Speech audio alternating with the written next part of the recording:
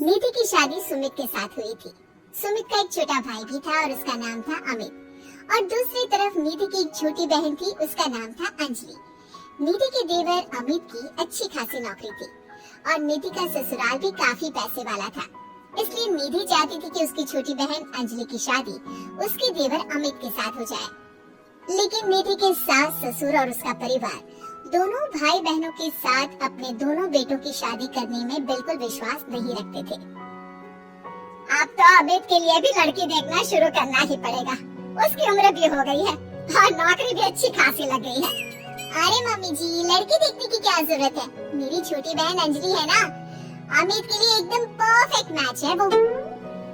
निधि, तुमसे कितनी बार कहा है, मम्मी तुम्हारी छोटी बहन अंजलि को इस घर की बहू नहीं बनाना चाहती। अरे पर आखिर क्यों? मेरी बहन में ऐसी भी क्या कमी है?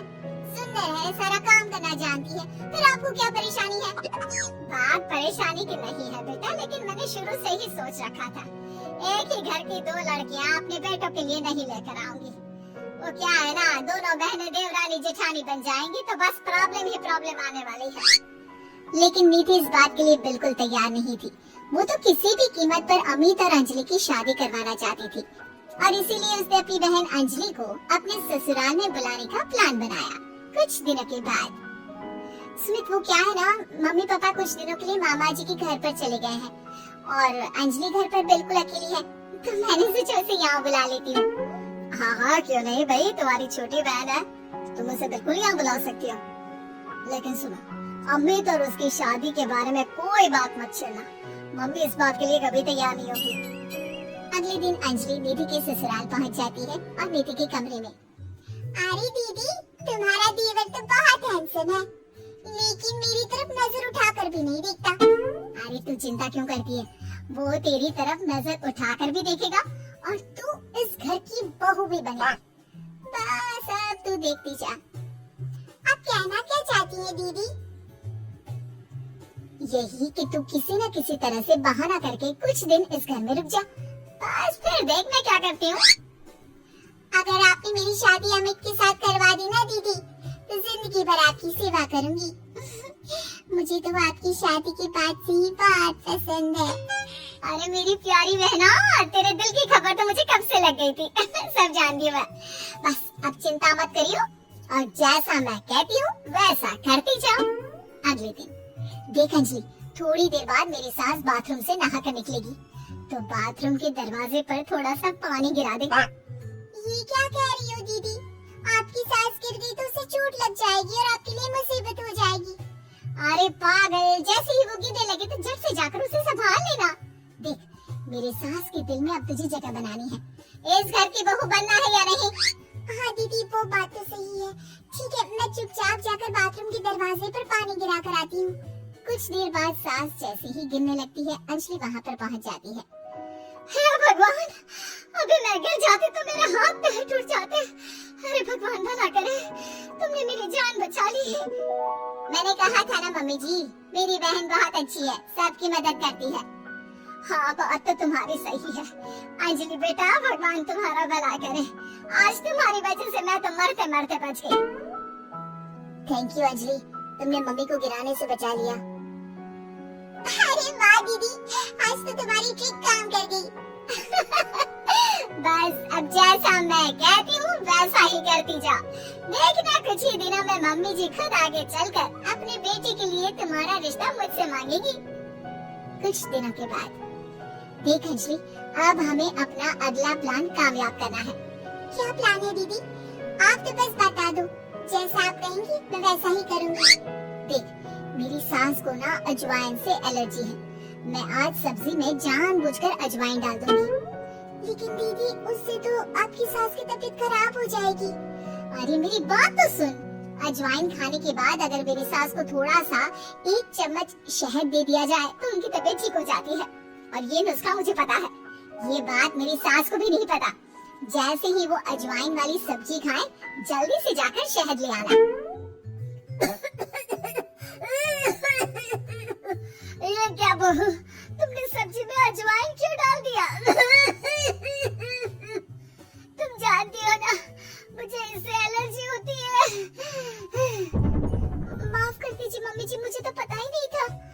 निधि जल्दी से जाकर मम्मी के लिए पानी लेकर आओ।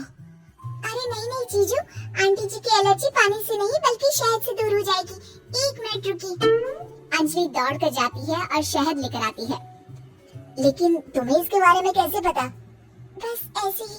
आंटी जी ये लीजिए, जल्दी से 1 चम्मच शहद खा लीजिए। अब देखिए थोड़ी देर में आप ठीक हो जाएंगी। तुमने तो एक बार फिर से मम्मी जी की जान बचा ली अंजलि, वरना मैंने तो आज बहुत बड़ी गलती कर दी थी।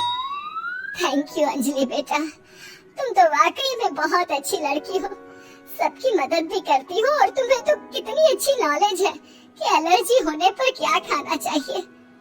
वाकई में तुम बहुत इंटेलिजेंट लड़की हो Anjali, thank you so much. कुछ दिनों के बाद, भाभी मुझे ऑफिस के लिए देर हो रही है, मेरी एक फाइल है, जरा आप उठाकर रख देना, मैं शाम को आकर आपसे वापस मांग लूंगा। और जरा ध्यान से रखना, बहुत इम्पोर्टेंट फाइल है। ठीक है अमित, मैं आपकी फाइल अच्छे से संभाल कर रखूंगी। अमित के जाने के बाद, देखो अंजलि, ये अमित के ऑफिस की बहुत इम्पोर्टेंट फाइल है। मैं जानबूझकर इसे कहीं पर छिपा दूंगी और तुम्हें बता दूंगी कि ये फाइल कहाँ रखी है। बस जैसे ही वो मुझसे फाइल ढूंढने के लिए कहेगा, तुम फाइल झटपट ढूंढ कर ले आना और उसे दे देना। वाह दीदी, मुझे इस घर की बहू बनाने के लिए आप कितनी मेहनत कर रही हैं। शाम के वक्त, भाभी मैंने आपको एक फाइल संभाल कर रखने को दी थी, प्लीज जरा वापस दे दीजिए ना, मुझे एक प्रेजेंटेशन बनाना है। निधि उस फाइल को ढूंढने का नाटक करती है। क्या करूं देवर जी, आपकी फाइल मिल नहीं रही मुझे। अरे भाभी ये आप क्या कह रही हैं? अगर वो फाइल नहीं मिली तो मेरा प्रमोशन नहीं होगा, बहुत इम्पोर्टेंट फाइल है। अमित, ये रही तुम्हारी फाइल, दीदी ने ऐसे ही बैठक में छोड़ दी थी और वो काम करने वाली आती है ना, वो इसे उठाकर डस्टबिन में डालने वाली थी, लेकिन सुबह मैंने तुम्हारी बात सुन ली थी तो संभाल कर रख दिया। अंजलि, मैं कैसे तुम्हारा शुक्रिया अदा करूं? तुम जानती नहीं तुमने मेरे लिए आज क्या किया है। अगर ये फाइल खो जाती ना तो मेरा बहुत बड़ा नुकसान हो जाता। देवर जी, मैं तो आपसे पहले से कह रही थी, मेरी बहन अंजलि बहुत अच्छी है। वाकई में बहुत समझदार और इंटेलिजेंट लड़की हो तुम। हमारे फैमिली के लिए कितना कुछ कर रही हो। पहले मम्मी को बचा लिया और आज मेरी फाइल। अगले दिन, मुझे लगता है कि अमित भी अंजलि को धीरे धीरे पसंद करने लगा है। तुमने फिर से वही कहानी कहना शुरू कर दिया। मैंने कहा ना, अंजलि की शादी अमित से हम नहीं करवाना चाहते। देखो बेटा, तुम्हारी बहन बहुत अच्छी है, लेकिन फिर भी मैं अमित के लिए किसी दूसरे घर की लड़की लाना चाहती हूँ। एक ही घर की 2 लड़कियाँ मुझे अपनी बहू बनाकर नहीं लानी।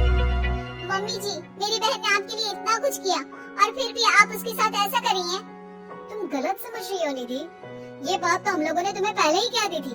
तुम्हारी कोशिशें बेकार है, ऐसा कुछ नहीं होने वाला निधि।